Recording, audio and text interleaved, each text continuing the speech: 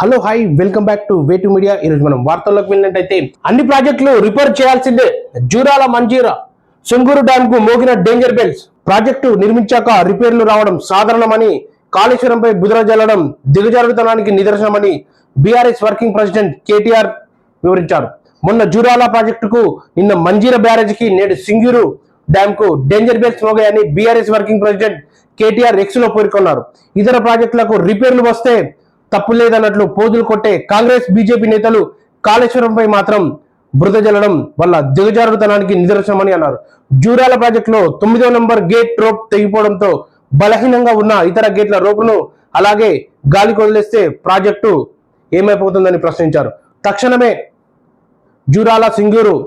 Jurala project తక్షణమే దానికి పనులు మొదలుపెట్టి దాని రిపేర్లు తొందరగా పూర్తి చేయాలని కోరారు. Thank you. మరో మంచి న్యూస్ తో ముందుకు వస్తా. బాయ్.